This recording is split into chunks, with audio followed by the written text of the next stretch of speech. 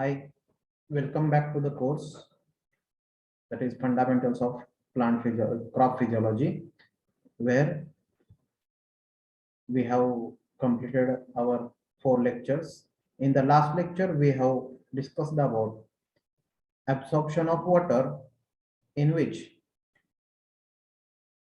how many organs are there in absorption of water, or how these roots are uh, involved in the absorption, and what is the structure of the roots, what are the different tissues, and how it works.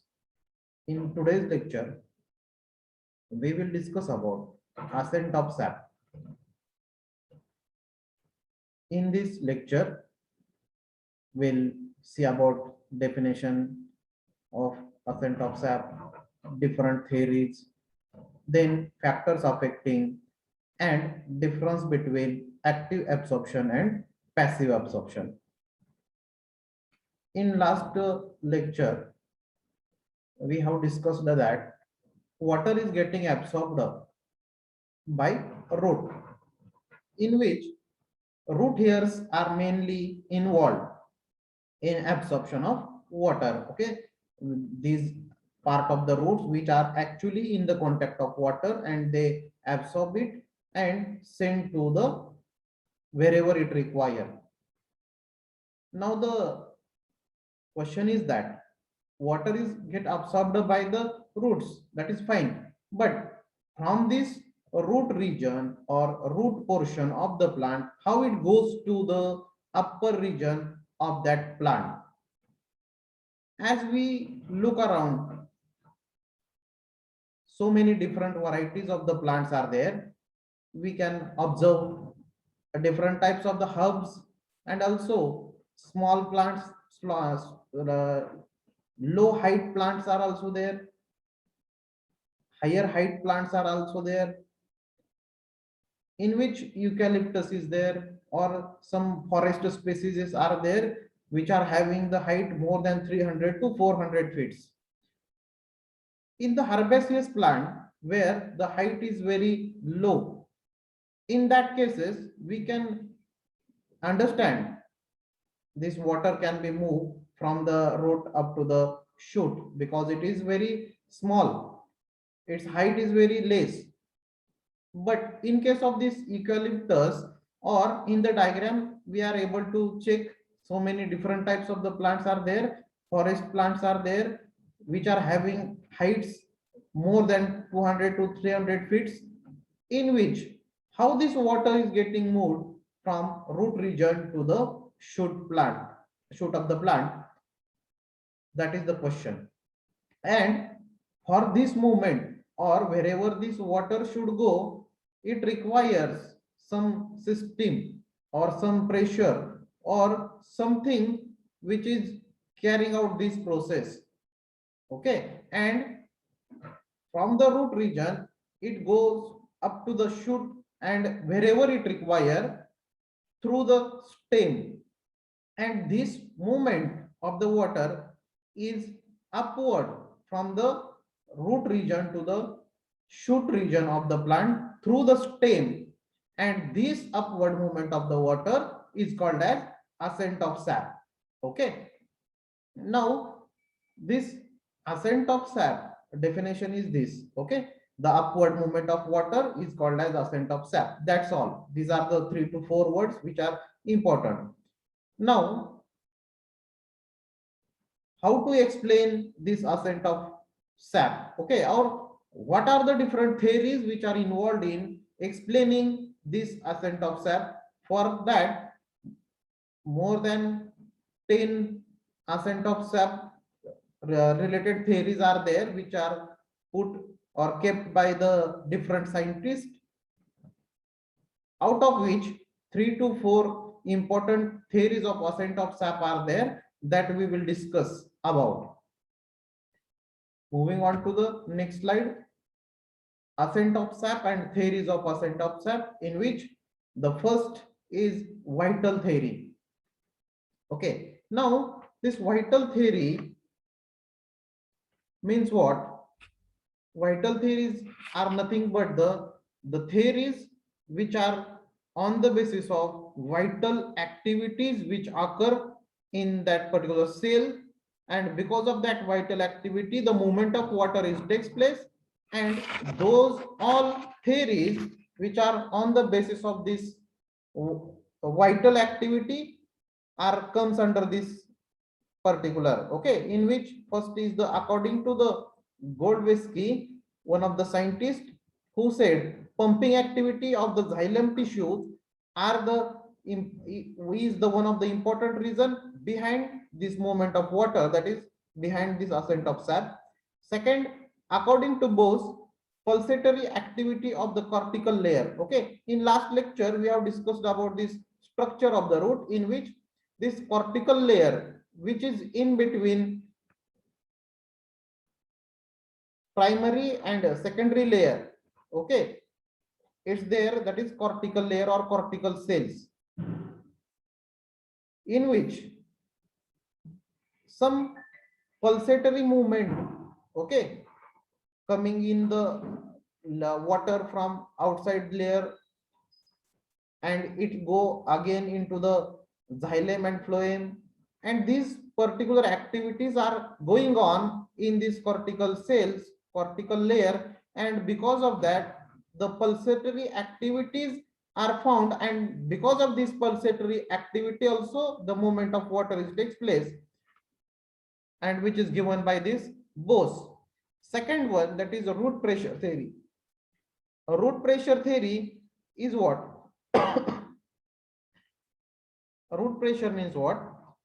Some pressure is exerted by these roots, and because of this pressure the movement of water takes place, and this root pressure is somewhat explaining the movement of water, but beyond certain limits this root pressure, which is negligible, which is at around 2 atmosphere, the root pressure which created in the any plant, that is around 2 atmosphere, which is not necessary or which is not required, which is not adequate to move water from root to the tip region of the plant.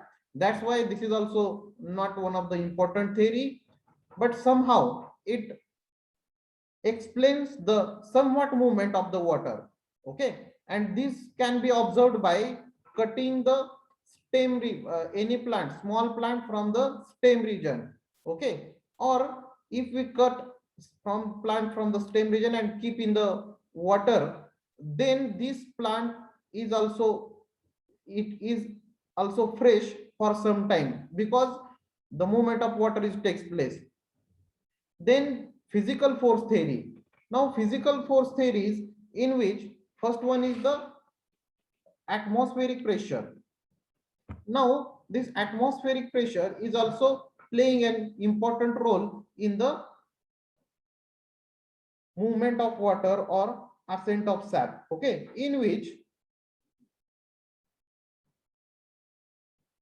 some pressure which is present in the xylem in roots, in case it is working, and also which is not able to move the water beyond 34 feet, okay, this pressure which is present in the xylem, that is also not sufficient to move water beyond 34 feet.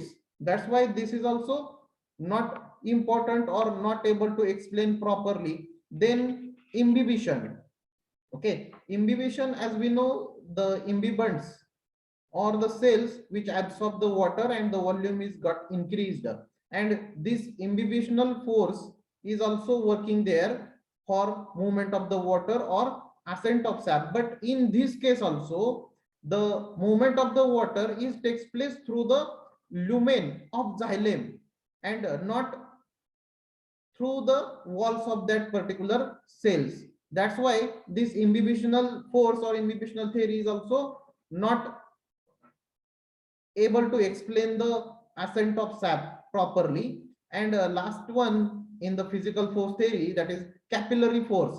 Now the capillary force means what? If we keep any small capillary in the water, then the upward movement of the water is takes place up to the certain level, not up to the upper region of that capillary. Okay, and on the basis of this, the movement of the water is also takes place from the root up to the certain height because of this capillary force. But again, this capillary force is also very less, and somehow or somewhat movement of the water can be takes place through this capillary force.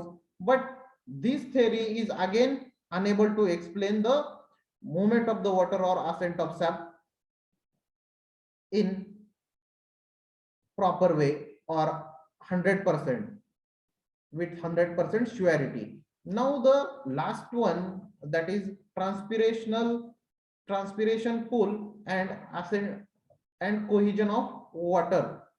Now in this particular theory, we are able to check how this water potential gradient is getting formed and how this water movement is takes place. So for this, first of all, this theory was proposed by Dixon and Jolly, and this theory is further elaborated by the scientist, that is Dixon. Okay, and this is the theory which was completely explaining the ascent of sap, and this is the theory which was accepted by most of the scientists or by the most of the workers which are in the plant physiology or crop physiology. Okay, so here this theory is mainly explaining ascent of sap on the basis of the cohesion and adhesion and transpiration pool. Now first of all, this transpiration pool means what? So for that we need to come on this slide, in which we are able to check this is the stem region of the plant, and this can be the leaf. Okay, for our understanding purpose. So when transpiration takes place, now transpiration means what? The loss of the water through leaf region of the plant, which is mainly through the stomata, and this transpiration is takes place at that time. The water goes out from through the stomata of leaf. Okay, and because of this loss of water, this water requirement is got created in the leaf region. Okay, and this water is absorbed by the root for this leaf region. Okay, because this water potential gradient is getting formed in that particular xylem region in the leaf where this water is got lost. Okay, and because of that, this from the outer dermis, water comes into the endodermis through cortical layer, and it goes up to the leaf region. Okay, and because of that, this water potential gradient, okay, this water potential gradient is getting formed. Now the movement, how this movement of the water is takes place from the root region up to the shoot, that is because here in the stem the xylem and phloem are present. Okay, these xylem and phloem are present from the root region up to the shoot and up to the all the parts of the plant, all the branches of the plant. And in the water, as we know, hydrogen and oxygen is there, and because of this hydrogen and oxygen, already there is a force in between the molecules of hydrogen. Okay, and in the hydrogen, as we know, they are covalently bound to each other. It's a very weak in nature, but the hydrogen molecules which are present in the water, which are higher in number, and that's why this particular force is quite good to complete this process.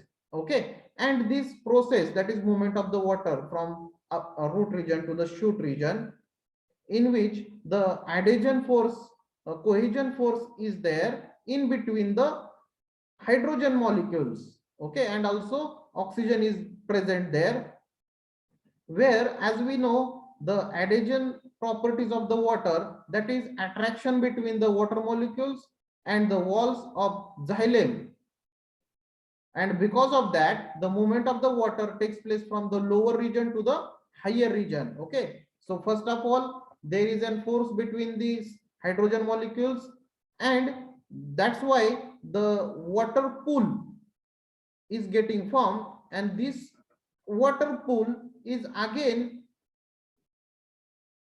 binded with the walls of the xylem. Okay, cell wall and this water molecule. Okay, here in this round we are able to check this is the cell walls, and this already present this hydrogen and oxygen where this adhesion is takes place, and because of this the water pool or the continuous movement of the water is there because of this cohesion and adhesion in the xylem. Okay, so first of all the transpiration takes place from the leaf region of the plant in the form of water droplets through the stomata, because of which requirement of the water is created. Secondly, these xylem cells are having the adhesion in between the cell wall and this molecule, and molecules are also having the force of cohesion in hydrogen bonding, and because of that this movement of the water from the root region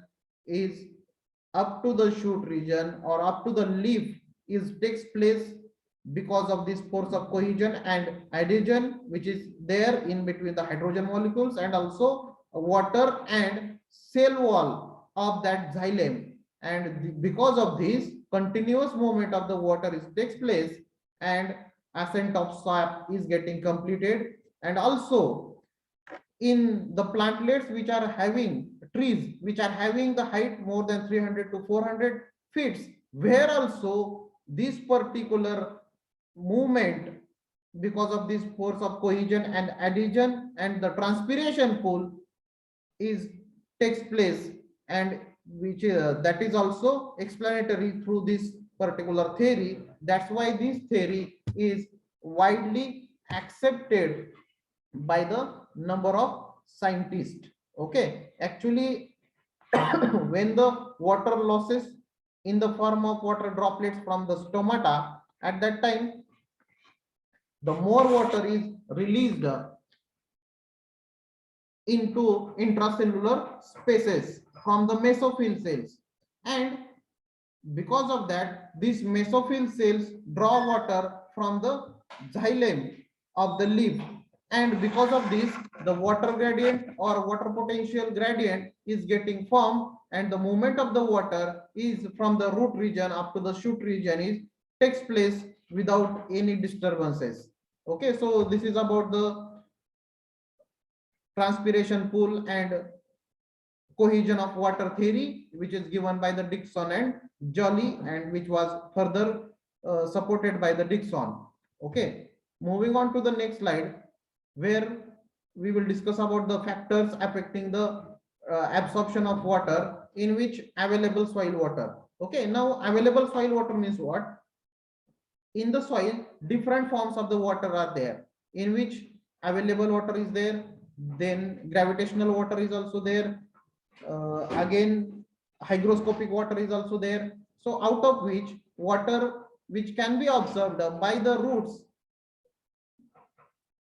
only those water molecules which are in between the soil molecules, okay, or the films which are present in between the soil, and if this water is not there in an adequate amount, then absorption of water is affected. Second one, concentration of soil solution. Now the concentration of soil solution means what? Number of solute molecules, minerals which are present in the soil solution, and as much as high solutes or minerals present in the soil solution, it increases the osmotic pressure or osmotic potential of that soil water, so that it affects the absorption of water, because as much as higher mineral which are present in the soil water, those water or the water which is having higher solutes cannot be absorbed by the roots. So this is also one of the important factor which affecting the absorption of water. Then soil air. Now soil air is also one of the important factor, because whenever soil is there which is not having particular aeration, in that case also the respiration and other activities of the root cells are decreased, and as the activities of the root cell decreases, the absorption of water is also decreases. So this is also one of the important point. Then the next, soil temperature.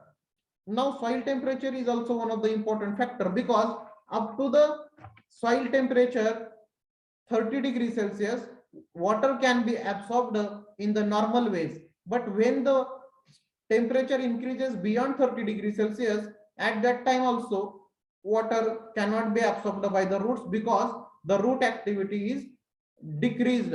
Even when the soil temperature decreases below 30 degrees Celsius, in that cases also water cannot be absorbed in general ways or normal ways through the root cells. Okay, so that is also one of the important factor, that is soil temperature. Now moving on to the next slide, where the difference between active absorption and passive absorption is given.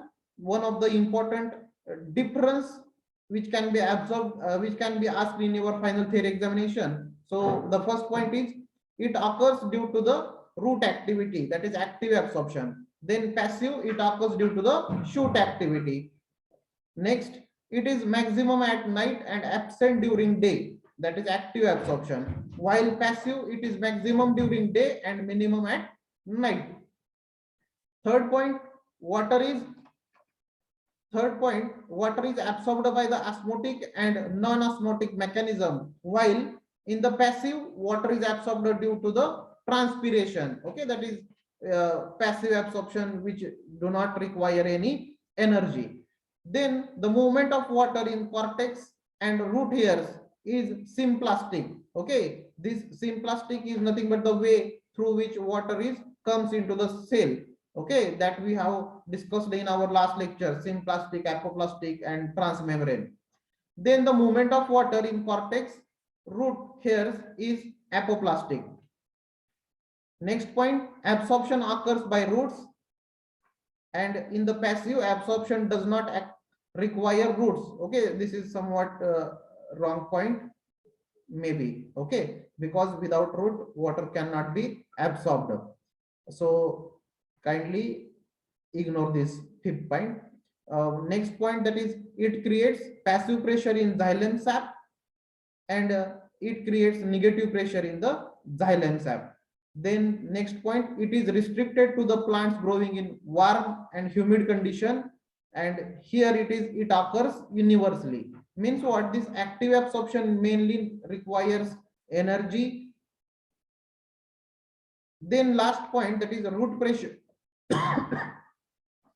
Root pressure, bleeding, guttation support this theory, while in the passive absorption, transpiration or absorption ratio support this theory. Okay, because here this active absorption takes place only when the water goes out from the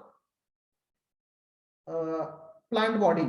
Okay, because of this certain reason, that is bleeding, guttation. Okay, so these are the supportive facts to the active, and in case of the passive absorption, this transpiration absorption ratio is mainly support these theories. Okay, so we will stop here. We will continue in the next lecture, that is the next point, transpiration. Okay, in which we will discuss about what is transpiration, definition, its types, what is the structure of the stomata, and factors affecting water use efficiency. Okay, thank you.